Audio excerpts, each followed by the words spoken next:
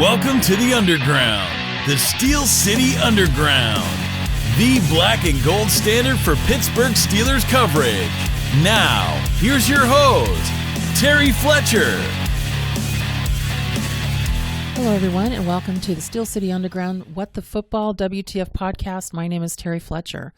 Well, we are wrapping up the regular season, week 17, and boy, what the football it was this last week.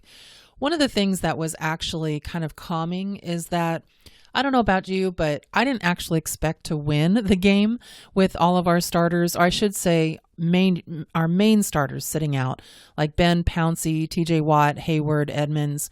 You know, I just felt like, okay, let's see what we got. Let's see if we can get our running game going. There was no WTF in there.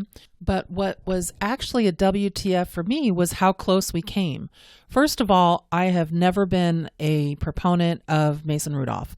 I think he was very similar to Landry Jones, basically a classic backup that, you fall off the radar or off a cliff once you get Ben out of the game.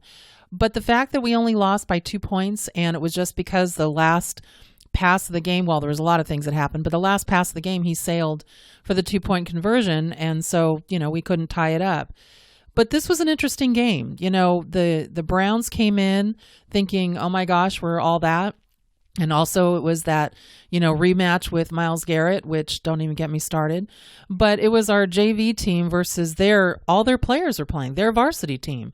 And so when you look at what they did, we can run on them, we can pass on them, and we definitely can beat them. I'm not even worried about our game that's going to be again against the 6th seed now wildcard Browns coming up this weekend. Well, hopefully Captain COVID has struck again. But let's just look at that game for a second and look at what the WTF moments are. So as impressive as everybody wants to be in Cleveland about Myles Garrett, he had no sacks, no quarterback hits, and no tackles for a loss. So, okay, he got to be the captain of the game. So what? Now, in saying that, do you notice that the NFL is very selective on the COVID protocols? So I am in the healthcare field. I'm a medical consultant, and I deal with COVID on a daily basis, whether it be teaching offices how to have a COVID plan or basically dealing with telehealth or whatever. So the information is just an information highway for me. And I'm looking at what the NFL is doing. And a couple of the things just stood out to me. First of all, they're basically having everybody mask up on the sideline if you're not in the game. Okay, that makes sense. Coaches are on camera all the time, so you better have your mask on. And I noticed they pull it down to yell at somebody and then pull it back up really quick. But what I thought was interesting, and just, hear me out on this. This is my WTF moment. Why did you basically say, and I'm addressing this to the NFL, that the reason we only have 2 people go out for the coin toss is because of COVID protocols? Are they kidding? Okay, so basically 2 people go out for the coin toss, and then they come back, and 11 men line up against each other and basically breathe, spit, touch, whatever, tackle each other, and that's going to make a difference? Come on, people, let's get a grip here. So for me, that was a kind of a big what the football. But here's what also happened in the game. And, you probably, if you follow me on Twitter at Terry in CALIF, Calif, you might really see my rants during game day. And I really try to be positive, but when I see the refs missing 4 holding calls. I mean, our players are getting mugged out there. They're being pushed in the back down before they get to the quarterback. Holding somebody around the neck so they can't get to the quarterback. I hate to tell you this, refs, but that is holding.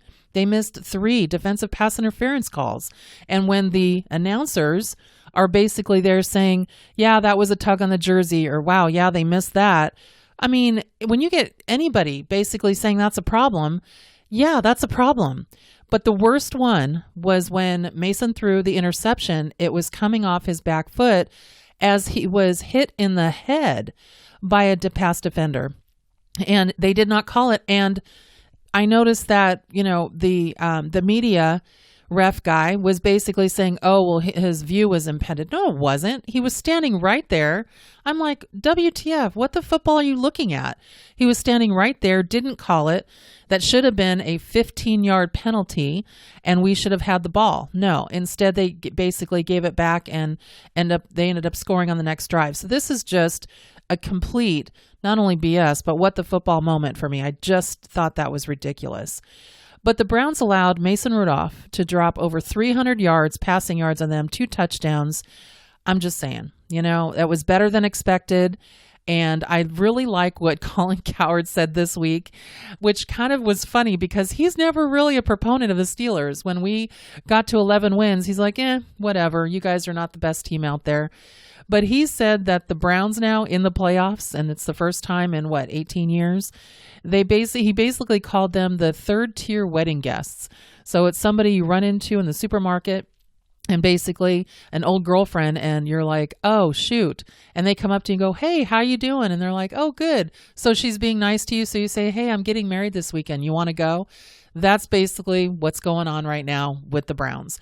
They are the third tiered wedding guests. So we're in the wild card with them. We'll see them on Sunday. We actually are on the Sunday night game, so it'll be a national game. And I truly believe we're coming to play. So Coach Tomlin had mentioned that his plan is to hopefully get Dobbs in some kind of package, and so we'll see if that actually happens. If it was up to me on who to not have active to get Dobbs in, it would probably be Sean Davis. I don't know if anybody had that Sean Davis sighting where you're like, he's still playing? I had no idea he was still on the roster. And so when he obviously was covering for Edmonds and missed that tackle, I was like, okay, yeah, go. Yeah, you don't need to be in there. So placeholder. But I think it'll be interesting to see how it goes this weekend, but I'm very, very confident. So let's take a look now at some of the other WTF moments around the league. So one of the things that happens after regular season, most of you know this, but in case you didn't, Monday is called Black Monday because it is the coaches carousel. Coaches get fired, coordinators get fired, they move on from certain players. It's kind of a mess, actually. Well, after 2 seasons and a 9-23 record, finally, Adam Gase gets fired from the Jets. Now, it wasn't a surprise. It was just surprise that he held on that long. So I was really surprised about that. Doug Marrone was fired from the Jags. There's a couple others, but the one that was interesting to me, now I'm in California, and so for me, the LA Chargers, Anthony Lynn. Now, it's his 4th year coaching. He had in 2019, he had a 12-4 season and got him into the playoffs. This year, yes, it was 7-9, and I don't know if Andy Reid or lately Mike Tomlin is a worse clock watcher than Anthony Lynn is. They blew 3 games with a 17-plus lead, so I get that, and bad clock management. But look what he did. He had more players. I think I read a stat that said from NFL.com that said 109 games where starters were supposed to start over the last couple of seasons where they were injured. His quarterback was not supposed to be Justin Herbert, the rookie, to start. And so, but he ended up coaching this kid to 31 touchdowns and second most passing yards by a rookie this season. So, talk about the quarterback whisperer. I'm like, how could you fire him? Well, here's my take on it. Remember where we are, okay? If he was still in San Diego, I would almost guarantee that if it was still San Diego Chargers, he'd have a job. But this is the Los Angeles market, and they built a stadium that just opened in September. It's called SoFi Stadium. It seats over 100,000 people, and it was opened in September of this year, and it had no players because Los Angeles is a hotspot. And so when you build a $6 billion stadium with no fans, and they're also set to have the Super Bowl there in 2022, they're going to try and get a big name coach. Who do I think they're going to look at? I don't know, but I wouldn't be surprised if we start seeing names thrown out like Urban Meyer. Maybe they trade or try to get Sean Payton since he's in one of his last years. Maybe they try to get Coach Cowher out of retirement. That would be a huge WTF. But look what he would be coming into. That huge stadium, some decent coordinators, and Justin Herbert, who we've heard Cowher on CBS saying that he likes this kid. So that's a very attractive job in a very, very high-profile market. So for me, that's the WTF. That's why Anthony Lynn was fired. I don't believe it was because of anything else, but you never know. I would hope that he will land somewhere as an OC, and I'm just hoping that Fichtner goes and Anthony Lynn comes to the Steelers. That's my hope for the next season. Now let's look around. What else happened? Well, it was a sad week for the Texans. And when you see J.J. Watt and Deshaun Watson walking off the field, J.J. Watt apologizing to Deshaun Watson saying, I'm sorry, we wasted one of your years. And Deshaun Watson going, I know we should have had 11 wins this season. It just was a sad moment for me. I just really feel bad for them because, those are some great players, both of those guys. And to really have to deal with that just really is unfortunate. Now, the Washington football team, with a little help from Philly, and I'm sure you've seen a lot of the social media. If you watch that game on Sunday night, I don't know what the coach was thinking, but basically he sat Hurts. Jalen Hurts is his quarterback of the future because Carson Wentz has been benched, their $128 million man, and they put in their third and fourth string quarterback, and I don't even remember his name, but he was put in instead as the New York Giants with 6 wins were sitting at home after beating Dallas thinking we're going to get in if Philly can beat the Washington football team.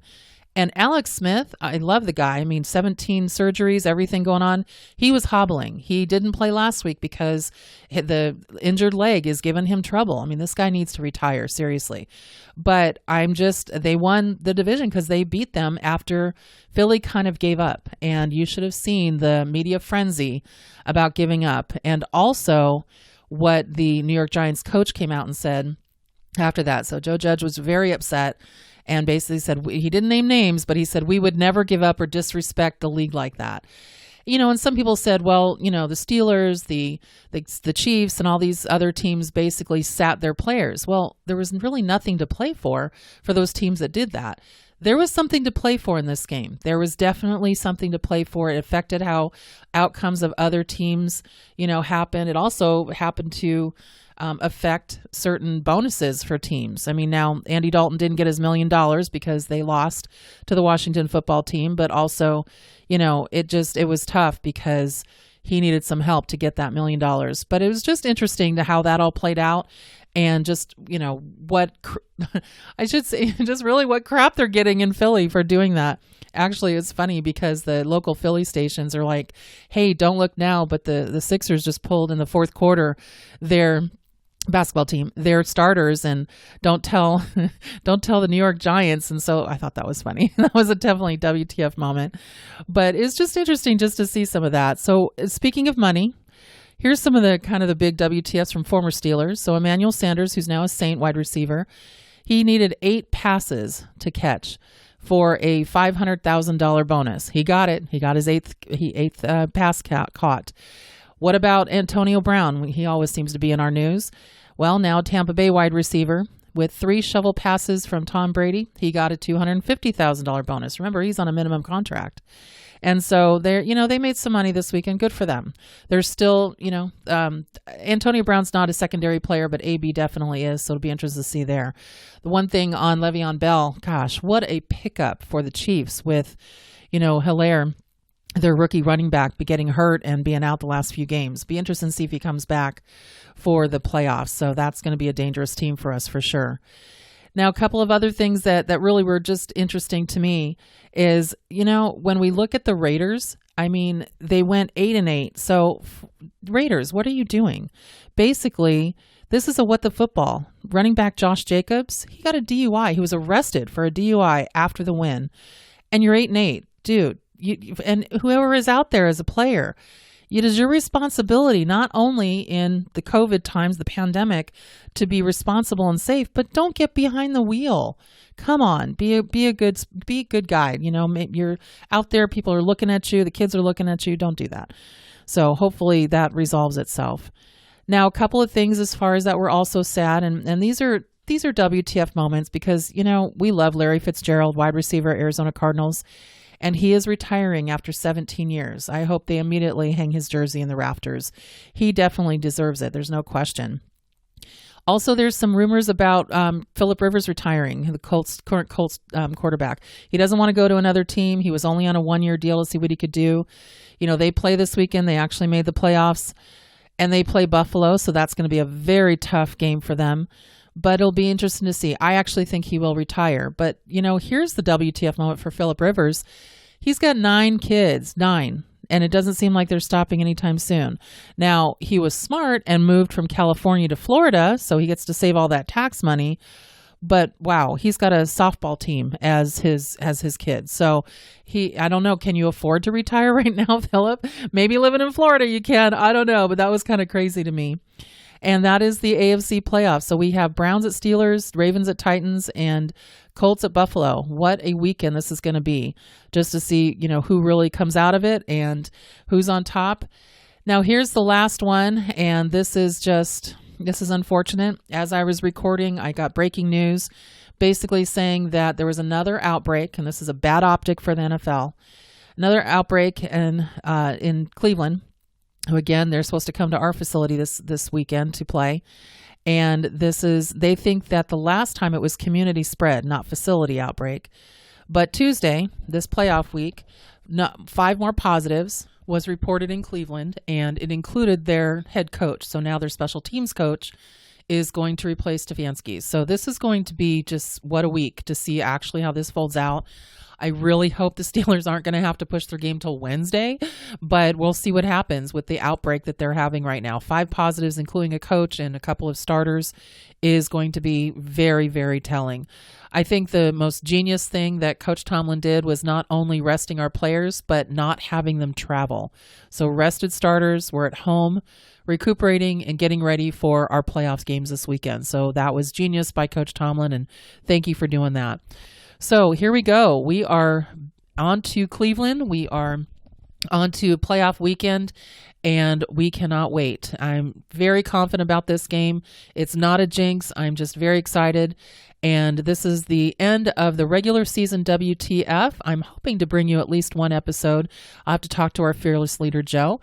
For playoff WTF, we haven't done it before, but I think that would be really fun this year. So I'll talk to everyone soon. Until next time on the WTF Steel City Underground podcast. We would like to thank you for listening and remind our listeners to follow us on social media and our website, www.steelcityunderground.com.